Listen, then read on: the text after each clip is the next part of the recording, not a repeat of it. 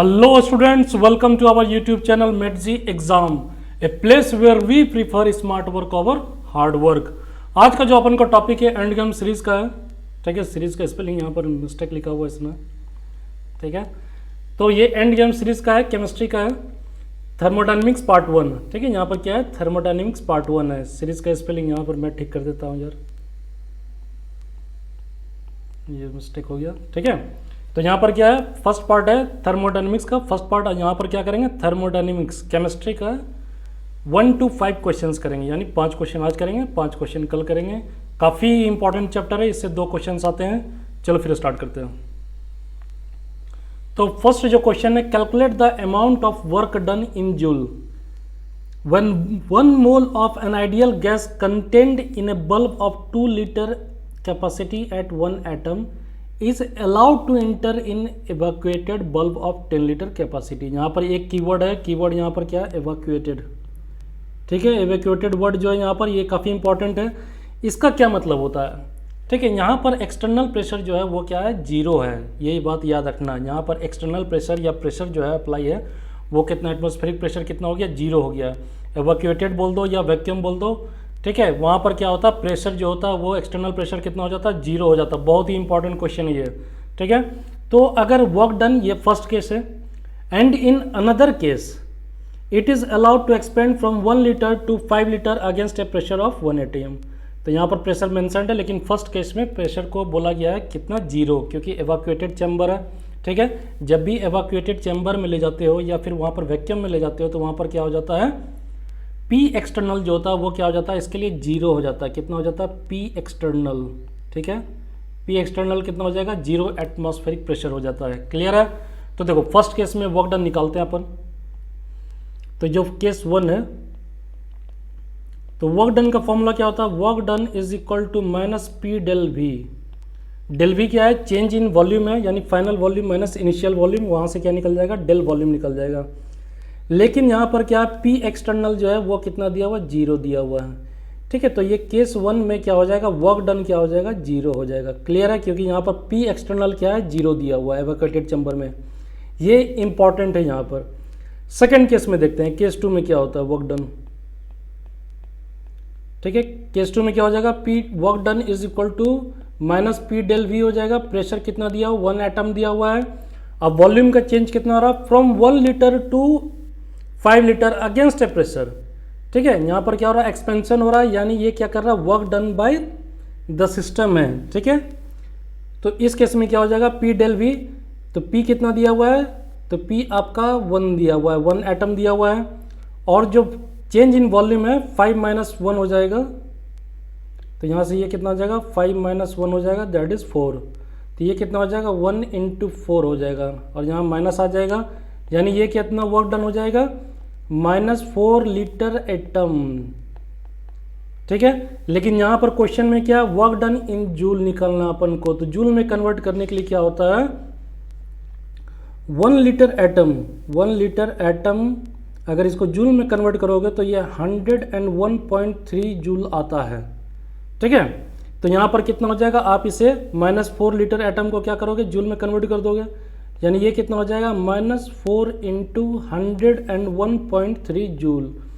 ये अराउंड किसके आ जाएगा, माइनस 405 जूल के अराउंड आ जाएगा। कितना आ जाएगा, माइनस 405 जूल के अराउंड आ जाएगा ये। तो ये आपका आंसर आ गया। सेकेंड केस में कितना वर्क डन है, दैट इज माइनस 405 जूल।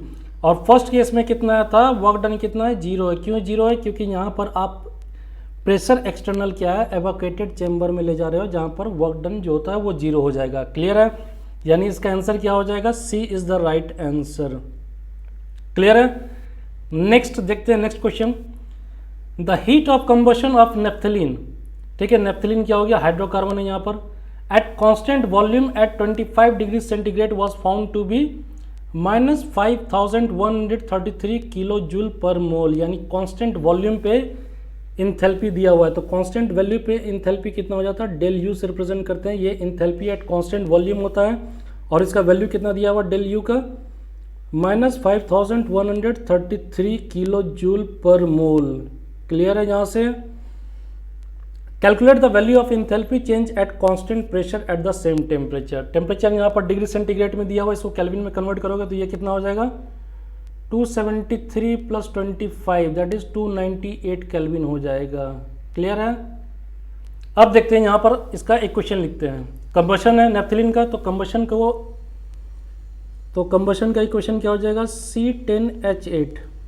ये क्या है सॉलिड है, प्लस आपने कंबशन करा रहे हो तो कंबशन ऑक्सीजन के प्रेजेंस में होता है तो O2 लिखोगे।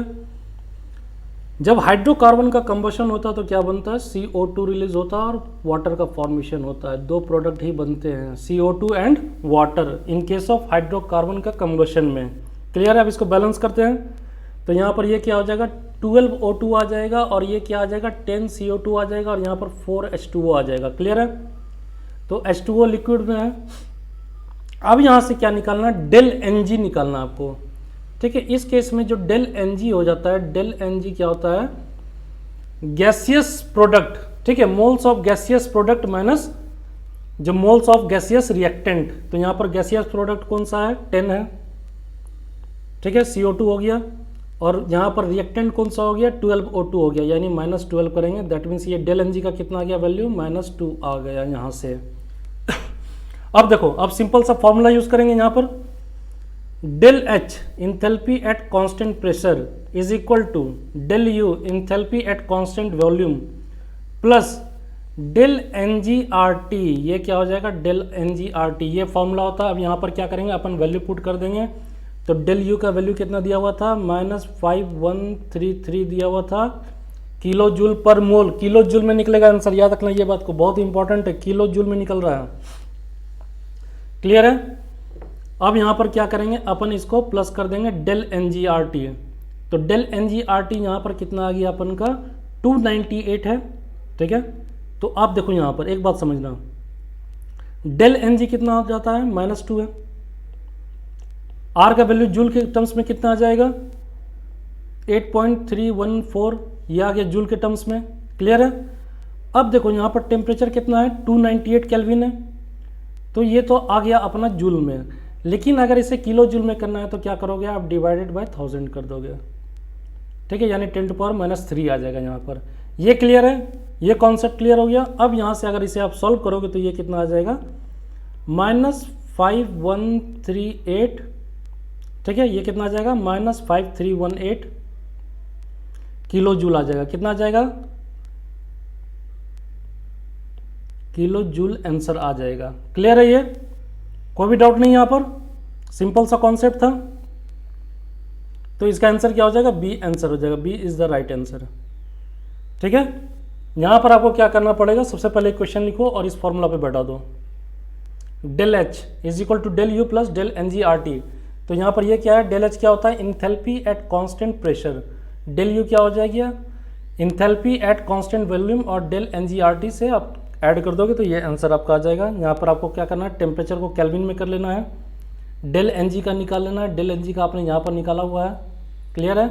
नेक्स्ट देखते हैं क्या है। Expansion of ideal gas into vacuum is related with. तो याद रखना है वैक्यूम बोल दो या एवैक्यूएटेड चैम्बर बोल दो। ठीक है। ये क्या हो जाएगा वैक्यूम बोल दो या एवैक्यूएटेड चैम्बर बोल दो, एक ही बात है। यहाँ पर क्या हो जाएगा नेट जो आपका जो P एक्सटर्नल होता है दैट इज प्रेशर एक्सटर्नल जो होता है, प्रेशर एक्सटर्नल वो क्या होता है 0 हो जाता है। ठीक है। और इस केस में क्या होता है ये बात याद रखना, जब भी expansion of ideal gas into vacuum या एवैक्यूएटेड चैम्बर हो जाएगा तो वहाँ पर वर्क डन कितना हो जाता है 0 हो जाता है। चाहे वो आइसोथर्मल हो या आइसोबारिक हो, कोई भी ये हो तो उसको क्या हो जाएगा वहाँ पर वर्क डन क्या हो जाएगा 0 हो जाएगा। ये बात को याद रखना आप। अब ये जो प्रोसेस है ये तो 0 हो जाएगा, ये तो सही है अपना, ये तो पता चल गया कि डेल W यहाँ पर क्या हो जाएगा 0 हो जाएगा। अब देखो यहाँ पर एक बात आता है कि जब भी ये एक्सपेंशन होता है तो इस फॉर्म में क्या हो जाता है वहाँ पर एडियाबेटिक एक्सपेंशन होता है। इस कंडीशन में क्या होता है एडियाबेटिक एक्सपेंशन होता है। ठीक है। जब एडियाबेटिक का कॉन्सेप्ट आ गया, एक तो पहले यहाँ पर वर्क डन 0 हो जाएगा आपका। ठीक है। क्योंकि P एक्सटर्नल क्या है प्रेशर एक्सटर्नल वो 0 हो गया। सेकेंड में क्या हो जाता है ये एक एडियाबेटिक प्रोसेस होता है। कौन सा प्रोसेस होता है एडियाबेटिक होता है। ठीक है। ये क्या होता है एडियाबेटिक प्रोसेस हो जाता है। जब एडियाबेटिक प्रोसेस हो जाएगा तो डेल Q 0 हो जाएगा। ठीक है, डेल क्यू हो जाएगा क्या, जीरो हो जाएगा। अब यहाँ पर डेल एच जो इंटरनल एनर्जी है, ठीक है, तो वो भी क्या हो जाएगा, वो भी जीरो हो जाएगा। क्यों जीरो हो जाएगा, क्योंकि जब भी आप डेल यू लिखते हो तो यहाँ पर क्या लिखते हो, क्यू प्लस डब्लू, यानी ये क्या हो गया, हीट गिवन एडियाबैटिक प्रोसेस है, तो वहाँ पर से अपना हीट ले सकते हो ना दे सकते हो, ट्रांसफर ऑफ हीट क्या हो जाता है, जीरो हो जाता है। यानी डेल क्यू जब जीरो हो गया तो यहाँ पर डेल डब्ल्यू भी जीरो हो जाएगा और डेल एच भी क्या हो जाएगा, जीरो हो जाएगा।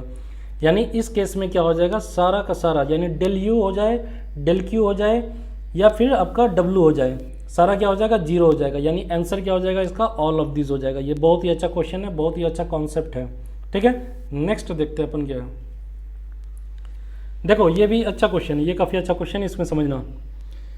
1 gram hydrogen gas expand at STP बोल दिया to occupy double of its original volume, the work done during this process. अब इस प्रोसेस में क्या निकालना, वर्क डन निकालना। तो देखो ये कंडीशन क्या है, एसटीपी का है, स्टैंडर्ड टेम्परेचर एंड प्रेशर का है। तो यहाँ पर ये क्या हो गया, आइसोथर्मल भी हो गया और आइसोबैरिक भी हो गया। तो अब यहाँ पर वर्क डन में कौन सा फॉर्मूला लगाओगे, तो जब ऐसा कंडीशन आ जाए तो वहाँ पर वर्क डन क्या करना, work done is equal to, ठीक है, NRT हो जाता है। क्या हो जाता है, PV जो होता है वो किसके इक्वल हो जाता है, NRT के इक्वल हो जाता है। तो यहाँ पर अपन सिंपल सा NRT फॉर्मूला लगाएंगे और यहाँ से निकाल लेंगे। तो ये 1 ग्राम ऑफ H2 है, यानी मोल्स कितना हो गया हाइड्रोजन का, यानी 1/2 हो जाएगा। ठीक है, इतना मोल्स हो गया, इंटू R का वैल्यू कितना होता है, कैलोरी में निकालना आपको। तो R के लिए जो गैस कांस्टेंट का वैल्यू हो जाता है वो 2 कैलोरी हो जाता है। कितना हो जाता है, 2 हो जाता है। और टेम्परेचर STP है, ठीक है, तो यहाँ पर STP में कितना टेम्परेचर लगाते हैं, 298, ठीक है, 298 केल्विन लगा देंगे। 298 केल्विन लगा दिया हमने यहाँ पर, सॉरी 273 होता है। STP पे टेम्परेचर कितना हो जाएगा, 273 हो जाएगा, माय मिस्टेक, माय बैड।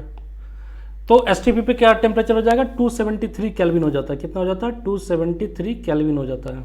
ठीक है, NTP पे होता है 25 डिग्री सेंटीग्रेड। ठीक है, तो यहाँ पर क्या हो गया, STP पे ये टेम्परेचर कितना हो जाएगा, 273 केल्विन हो जाएगा। और R का वैल्यू यहाँ पर कितना हो जाएगा, 2 कैलोरी हो जाएगा। नंबर ऑफ मोल्स कितना निकल गया, 1/2 दैट इज 0.5। तो इस केस में क्या हो जाएगा, ये आंसर आपका निकल के आ जाएगा। ये 2 कैंसिल हो गया, ये लगभग 273 आएगा, यानी 273 कैलोरी। कितना आ जाएगा, 273 कैलोरी आ जाएगा। और ये ऑप्शन में दिया हुआ नहीं, तो अराउंड में निकालेंगे तो ये लगभग इक्वल टू क्या हो जाएगा, 270 कैलोरी हो जाएगा। ठीक है, तो ये क्वेश्चन आता है इस टाइप का, D is the correct answer. तो यहाँ पर देखना, ये सिंपल सा चीज़ है, लेकिन यहाँ पर क्या होता है, बहुत ही कंफ्यूजिंग हो जाता है। आपको कौन सा फॉर्मूला लगा के वर्क डाउन निकालना है। कहीं आप यहाँ पर से original volume double volume change हो रहा है, डबल हो रहा है, तो वहाँ पर V लगा दो। लेकिन ऐसा नहीं है, यहाँ पर क्या है, ये चीज़ मेंशन नहीं है। ये आइसोथर्मल प्रोसेस भी है और ये क्या है, आइसोबैरिक प्रोसेस भी है। टेम्परेचर भी कांस्टेंट है और प्रेशर भी कांस्टेंट है। ठीक है, तो यहाँ पर से आप इस फॉर्मूला को यूज़ करोगे, W इज इक्वल टू क्या हो जाएगा, NRT के से यहाँ पर क्या निकालोगे, आप आंसर निकाल लोगे। क्लियर है, नेक्स्ट देखते हैं।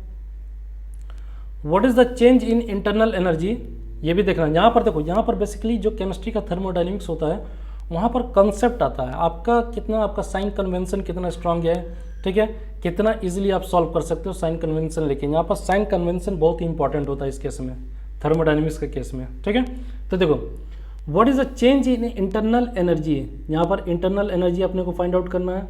If 10 joule of heat is given to the system, ठीक है, 10 जूल ऑफ हीट कितना दे रहे हो, सिस्टम को दे रहे हो, at constant pressure and 20 joule of work is done by the system. ये कॉन्सेप्ट समझना, work done by the system जब होता है तो यानी एक्सपेंशन होता है। ठीक है, कोई भी चीज़ में क्या होता है, एक्सपेंशन होता है।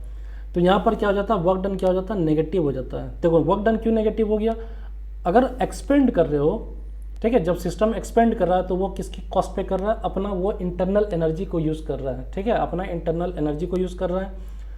और ये जो 10 joule of heat is given to the system, आप एक्सटर्नल प्रोवाइड कर रहे हो यहाँ पर 10 जूल ऑफ हीट, तो ये क्या हो जाएगा, पॉजिटिव हो जाता है। ठीक है, given to the system is positive and release from the system that is negative. तो यहाँ से क्या करेंगे अपन, डेल यू का निकालेंगे, चेंज इन इंटरनल एनर्जी निकालना है। तो डेल यू को जो लिखते हैं वो क्या लिखते हैं, Q प्लस W। ये Q क्या है, हीट गिवन या हीट रिलीज्ड। ठीक है, और W क्या है, वर्क डन है। तो अब यहाँ पर सिंपल सा है, क्या करोगे आप इक्वेशन में पुट कर दो, यानी Q कितना पॉजिटिव होगा, यानी 10 प्लस हो जाएगा, ये प्लस में आ जाएगा 10 जूल। और जो work done by the system है, work done by the system है, दैट मीन्स ये क्या हो जाएगा, माइनस हो जाएगा, ये क्या हो जाएगा, प्लस -20 जूल। ठीक है, तो ये आपका कितना आंसर आ जाएगा, ये आपका आ जाएगा, ये भी जूल में है, ये भी जूल में है, तो ये देखो ये भी जूल में है आपका। ठीक है, तो ये कितना आ जाएगा, ये -10 जूल आ जाएगा आंसर। कितना आ जाएगा, -10 जूल आपका आंसर आ जाएगा। तो यहाँ पर इंपॉर्टेंट क्या है, यहाँ पर इंपॉर्टेंट ये है कि आपको देखना है कि यहाँ पर कौन सा साइन कन्वेंशन यूज़ हो रहा है। ठीक है, वो इंपॉर्टेंट, बाकी सारे फॉर्मूला तो ईजी है इसमें। ठीक है, तो इसको आप प्रैक्टिस करना। आपको कोई भी डाउट हो तो आप मेरे को टेलीग्राम चैनल पे वहाँ पर आओ, मैसेज करो। ठीक है, आपको वहाँ पर आंसर इंस्टेंट मिलेगा। अगर आपको ये वीडियो अच्छा लगा हो तो लाइक करो, शेयर करो, सब्सक्राइब करो। अपन क्या करेंगे, नेक्स्ट क्लास में इसका 5 और क्वेश्चंस करेंगे, वो थोड़ा और ज़्यादा कॉम्प्लिकेटेड और इंपॉर्टेंट होंगे। ठीक है, अभी तो हमने क्या करा, सिंपल पार्ट लिया हुआ था इसमें। नेक्स्ट क्लास में क्या होगा, थोड़ा डिफिकल्ट पार्ट आएगा, तो वहाँ पर आपको ज़्यादा ध्यान देना है। ठीक है, आज के लिए बस इतना ही। अगर आपको PDF डाउनलोड करना है तो लिंक जो है वो डिस्क्रिप्शन बॉक्स में दिया हुआ है। Thank you.